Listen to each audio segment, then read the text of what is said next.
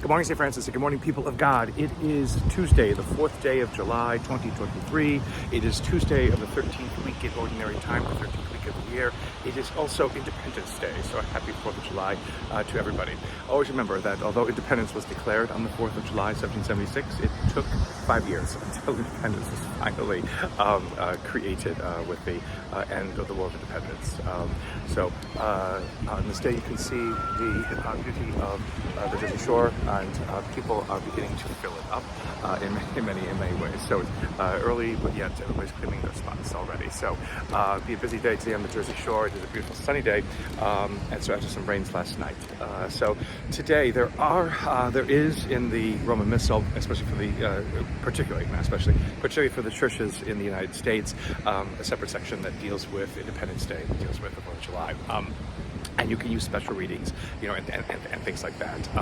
But the readings for today, which probably you would want to use if you were doing Mass, because the readings for today are a bit interesting, especially because it is Independence Day. So the first reading is the destruction of Sodom and Gomorrah.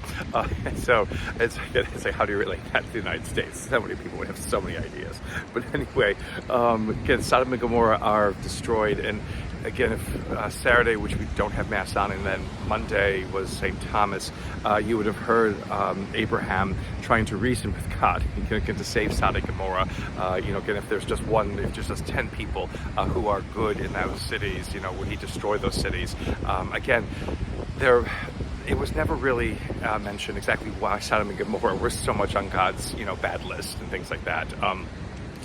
But they are, again, this is a God of destruction, not a God of forgiveness, unfortunately, this part in Genesis. And so Abraham's reasoning doesn't work enough, and God decides to destroy both of these cities, and the cities on the plain. Now, Abraham is not there, but Lot, again, his kinsman, who we heard a little while ago, had settled in those areas because the plain was fertile and it was a nice place to live. And Abraham asks God to save Lot in the midst of all of this destruction that he's going to perform on Sodom and Gomorrah. And so God does. But Lot is resistant at first. It has to be dragged out of the city. And then when he realizes how far he has to run, God says, this is too far, I cannot make this, and so I'm not going to bother, just have me die. It was a good thing for you to try to do that, God, but it's not going to work. But then Lot says, look, there's this tiny little town, let me go and stay there. And so he does, and the town's name is Zoar, and so it becomes a haven, for Lot and his family and his servants and what have you. Again, then there's the episode where, again, he was told not to turn back to look at what's happening in Sodom and Gomorrah, and his wife unfortunately does, and again becomes that pillar of salt. But the thing about it is that in the midst of all of this destruction, again, a God who is not forgiving or too loving to everybody, that there is the sense in which Lot can be saved, and that in many ways, God saves Lot on Lot's own terms in one way. So not running to the hills like God had intended originally, but to settle and save this one town that becomes, a haven for him. Again, in Jewish reckoning, in the mythic reckoning of the book of Genesis, this is why the Dead Sea exists. Is because in that plain where the Dead Sea is, there were these great cities and this fertile plain and everything else like that, and it was all destroyed. And as Lot looks up the next morning and sees what it was that happened, within all of this, it is just basically a desolate plain with smoke rising from it as if from a furnace and things like that. So, again, to be saved on one's own terms is a very interesting kind of thing that God will do and that God will use. It keeps us mindful, again, of the wonder and the glory and the magnitude, of what God will try to do to bring happiness and care to us.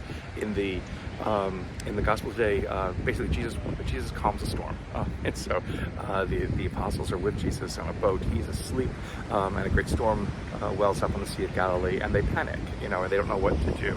And basically, Jesus is kind of ridiculous response to them in some ways. Why are you panicking? Just tell the storm to be quiet. And Jesus does, and the storm does become quiet. But I think that it also says something about us sometimes, the way that we panic all the time when things don't go as we think they should, or we don't think that God is delivering on God's promises the way God should. And so this is the reality.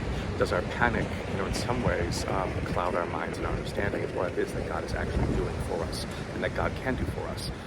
If we let panic set in, then we can never achieve what it is that we God at work in our midst and God at work in our lives. These kinds of things, again, are part of the trial and error of being human. To panic less, to trust more, is something that makes us, again, believers in a different way, witnesses in a different way to what it is that God can provide for us and what God provides for the world. Again, happy 4th of July, St. Francis and people of God. May the Lord give you his peace.